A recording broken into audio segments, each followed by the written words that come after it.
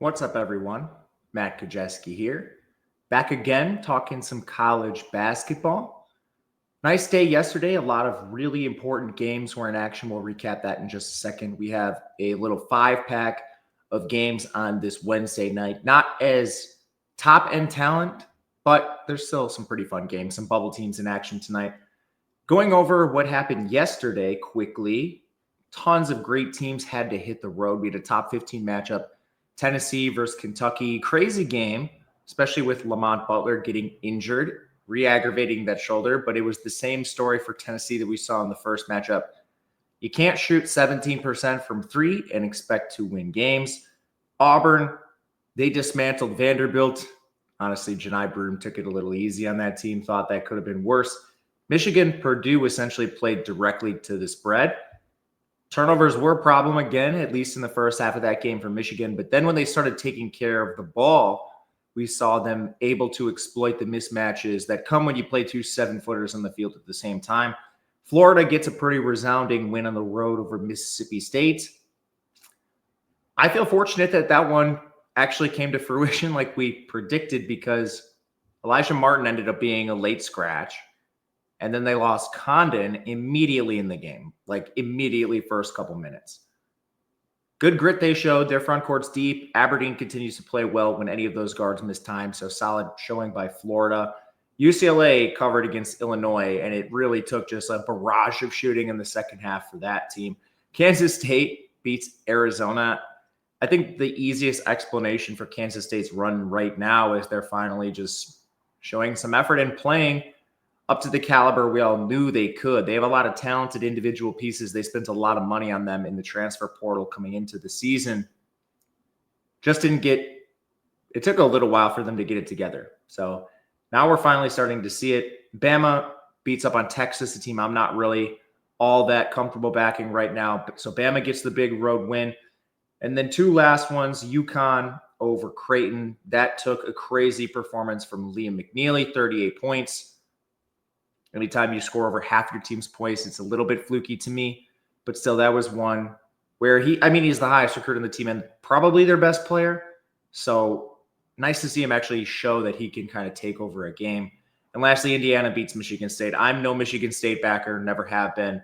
Just play a really easy schedule. I think Izzo's getting in his own way a little bit with the massive rotation he continues to play that clearly has inefficient players at the expense of some of his best guys. But let's move this forward to tonight's games.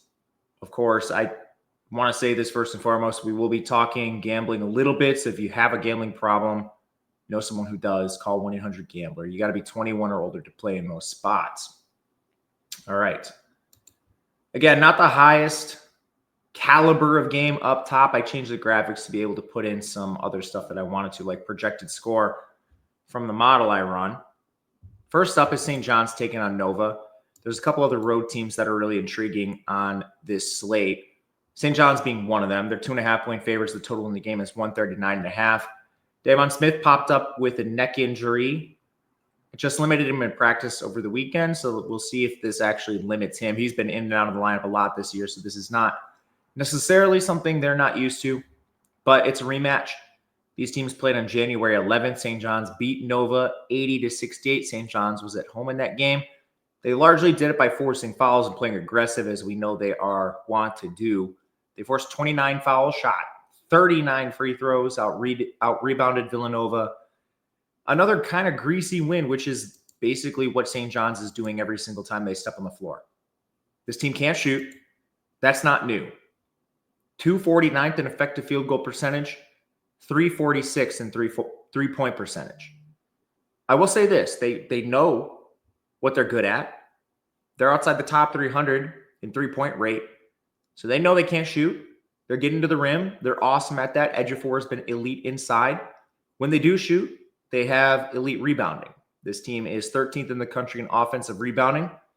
That's an advantage they have over Villanova, who's not quite at the same level. Villanova's a pretty good rebounding team, pretty good size and on the glass. They're just not quite up to St. John's level. And very few teams are. Like St. John's, basically when you look at them versus every other Big East team, they're bigger across the board. It's not like they do have Iwuchukwu at center, who's enormous, but he doesn't play that much.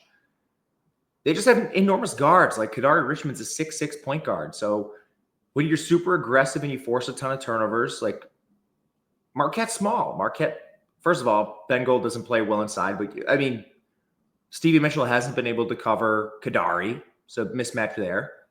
Creighton, Stephen Ashworth is like your primary ball handler. Massive mismatch there. Like maybe UConn is the only team that can actually sort of match up with this team. But it's like, yeah, they can't shoot, but they're just way more athletic and way bigger at the guard position than almost every other team in this conference. It doesn't really matter to me that they can't shoot. We've seen games when they're like sub 50% from the free throw line. They're just forcing so many turnovers and defending you so well that it's just a problem for these teams. As it pertains to Nova, this team will probably have to shoot an outlier performance to win this game. When you look at how they stack up, they are the much better shooting team. Again, that's no surprise. They're 34th in effective field goals, 6th in three-point percentage. You got Eric Dixon, Wooga Poplar, Jameer Brickus all shooting over 40% from three. The problem is St. John's is third in total defense. And this team, like, yeah, you could be a great shooting team. The problem is getting to your spots and getting those shots off. St. John's is 13th in turnovers forced. Bottom line, they win with athleticism, they win with effort, they win with their defense. And the only thing I'll say here to finish this out, imagine if they ever hit their shots. Like this team is beating teams and covering spreads, shooting like 17% from three. Imagine like if this team would win by 25 points if they ever shot like 30% from three. As far as the prediction goes for this game, we actually have it within the spread. I like St. John's a little bit more than this. It's kind of an IKB play, a little I know better. But I think they kind of rout Nova, a team who I've not been high on all year. And it kind of comes back to imagine if this team ever hit some shots. Next up, we have Oklahoma taking on Missouri. It's sort of bottom end of the SEC with Oklahoma. Missouri definitely towards the top, outperforming expectations. No major injuries in this game, 8.5-point spread. In favor of Missouri, the total is 151. I think when you just look at matchups in this game, the main advantage for Missouri is going to come inside with their size. This team is 30th in effective height. Oklahoma is 139th. Missouri is 117th in rebounding. Oklahoma is 256th. Missouri, 42nd in interior scoring. Oklahoma, 299th in interior defense. You just have all the advantages inside for Missouri. How does Oklahoma potentially cover this spread? I think they need to shoot the ball, just like kind of like Nova. Need an outlier performance. Now, they're a good shooting team. 37th in three-point percentage. Missouri's not the best at defending the perimeter. They're 207th there. You do have Jalen Moore, Duke Miles, and Bryson Gooding all hitting over 40% of their three-pointers. That's solid for Oklahoma. But on the other side, when Missouri spreads you like they're capable of, say you defend the interior a little better than expected. Missouri's still 28th in three-point shooting. Caleb Grill, gotta emphasize Caleb Grill, 47.7% from beyond the arc. Just unbelievable. From there on the defensive end, Missouri's 30th in turnovers forced. A big problem for Oklahoma this year has been turnovers committed. They are 214th, so that's another advantage in favor of Missouri. And lastly, one thing I'll say here, because I kind of prefer an over, looking at the pace versus the side, Oklahoma's up to 96th in pace since January 1st. Missouri's been relatively constant. So you do have some pacing on your side in this game. We make the score 72.4 to 80.6 in favor of Missouri. That's right around the spread. However, we do have value towards the over. I think there are advantages both directions. Missouri should be able to win inside. Oklahoma should be able to shoot over the top. That exploits the weakness of either defense. And then pacing in this game does line up. So played over 151. Also took over Jalen Moore 1.5 three-pointers. He has been well above that this year. When you look at him on a per-game basis, he's shooting 3.1, making 1.3.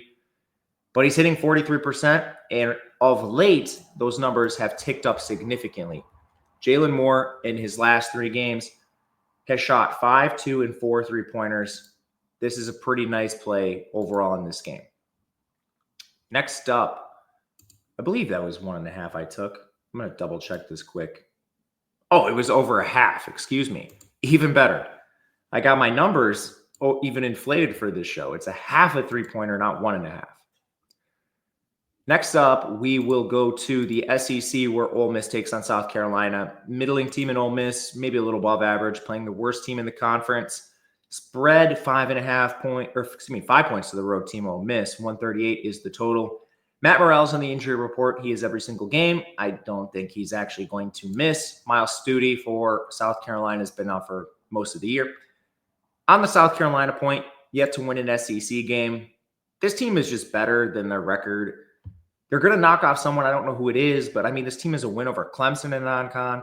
They've lost to Florida and Auburn by a combined 4 points. Like, this is no slouch for a team without a win in the conference. Just crazy. But the main issue with the South Carolina team is their inability to score. They are 250th in effective field goal percentage, 248th in three-point percentage. This team just can't shoot. I think that's probably going to be an issue here. When you look at Ole Miss, they're 18th in total defense, top 10 in turnover margin in the country. South Carolina is 284th in turnovers committed, so this team can't handle the ball. Going up against a pressure defense that will turn you over. How are they going to even get the ball to their spots to score? They can't even do it when they can. Say they do take care of the ball. I think the lone path for South Carolina here is their size. They're 199th, so not great, but Ole Miss is 275th. You look at rebounding, this team is 80th in total rebounding. Ole Miss, a mess on the glass at times. They're 298th. But when you look at South Carolina, 80th in total rebounding, a lot of that is driven by the offensive glass. That's implying that you can't hit your shots to begin with. Ole Miss, better defensive team overall. They're also 123rd in total effective field goal percentage. We mentioned the turnovers. They will turn you over. That's going to be a problem for South Carolina in this spot, who basically needs the wagon game from Colin Murray-Boyles, the best player on their team by far. He's 6'8". So one thing on that, I think Malik Dia over 4.5 rebounds is interesting. He's played a little less. I think that is largely in part Ole Miss has had some guard problems this year with injury. But when you look at the composition of South Carolina, they're typically playing with Pringle on the floor. He's 6'10". Murray-Boyles is typically playing the four at 6'8". You probably need some more size, so maybe you do see more Malik Dia on the floor. He's the team's leading rebounder, averaging well over 4.5 per game. I think you can look to him over that. The number's pretty nice on that, not paying any extra juice. And finally, I also think you can turn towards an under. Just overall projected score, we show value on that. It's about 70.3 for Ole Miss, 65 for South Carolina. So that's right on the spread. But we do have this coming in a little bit lower than the total. And partially, South Carolina is 280th in pace. Maybe this just comes down to them actually getting the ball across half court, not getting turned over a bunch of times by Ole Miss and leading to short possessions. But I think there's some merit to that as well. Next up, Big East. Xavier takes on Providence. This game has a spread of 2 points in favor of the road team. Total is 147. Injuries in this game, not much on Xavier, just Trey Green. For Providence, Bryce Hopkins, he's been out all but 3 games. Jabri Abdur-Rahim, he's out for the year. Wesley Cardette is questionable, missed their last couple games. This is a tough matchup on the road, but I still think Xavier is interesting. They're basically the definition of mid in this conference. They win all the games they're supposed to. They win all the games they're supposed to. They only lose the games they're supposed to. Only a few blips on the radar in there. Lost to TCU and Georgetown. Those are the worst losses, but they did beat Marquette on the road and they beat UConn at home. And that kind of neutralizes out the losses. Everything else is exactly what you'd expect. Providence is limping into this game, beating one top 75 team all season. That was BYU. Injuries are piling up. That's evidenced by some of their recent games. They've only beaten Seton Hall by 2 and 6 points, the bottom feeder of the conference. They lost their best overall player. We're going to exclude Bryce Hopkins from this. He's clearly their best player, but he hasn't really played. Jabri Abdur-Rahim, as far as BPR, overall most efficient player on this team. There are guys that are better at scoring. There's guys that are better on defense, but there's no better all-around player than him. That's a big loss. Xavier holds essentially every advantage. They're the better shooting team by a wide margin, force more turnovers. They have a better post presence with Zach Fremantle. Providence lone advantage here, 42nd in rebounding, but again, similar to some other teams we've talked about, that's driven by offensive boards where they rank 42nd. That implies they're bricking shots, which they are. And Xavier is also a strong defensive rebounding team, making this just an overall brutal matchup for Providence. Now, we don't have the status of Cardette yet. The score on the screen implies that he would play. I think there's a pretty good chance he misses. With that said, it's already pretty close in favor of Xavier. I took the initial line of -1. I still think -2 is okay. If Cardette is out, that's completely fine. And Zach Fremantle, over 1.5 assists. That's another area you could look to in this game. He's actually been pretty decent when the offense has run through him. He's currently averaging 2.3 assists per game. So you get that at a pretty good number here. Last one up we'll do today.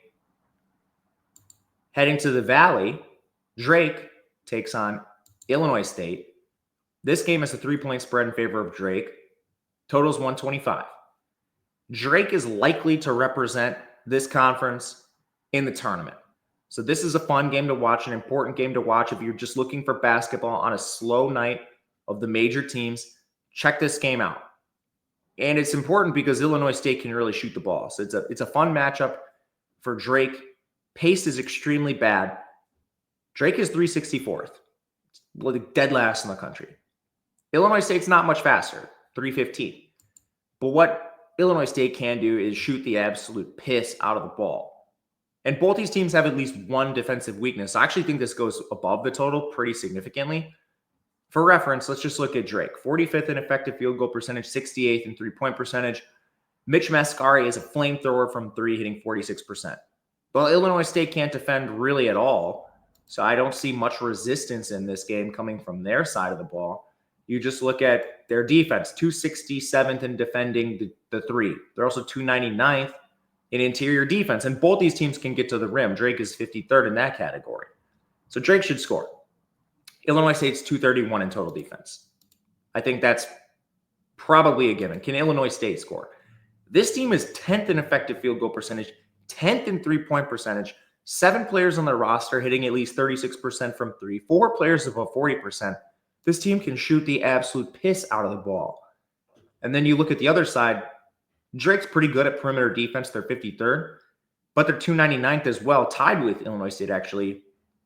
And Illinois State can get to the rim. They're 38th in interior scoring. So we should see a lot of efficiency on offense when both teams have a pretty clear defensive weakness. I do think Drake is probably the team I would look to if you're going to bet a side, but I took 123 over at open, and I still think 125 is in play. So there you have it. A couple things I want to mention. If you could like and subscribe to the video, that would do wonders for me. Trying to build this up essentially from scratch, and those things make a big difference as I try to make my way. Thank you if you've done that. There is a Discord available. I will link that below where there's everything's college basketball, projections for games, players. And lastly, there are more gameplay we talk about on Twitter. So the handle's below. It's at Matt_Gajewski. Follow there if you'd like. Otherwise, thank you for watching. We will see you again tomorrow.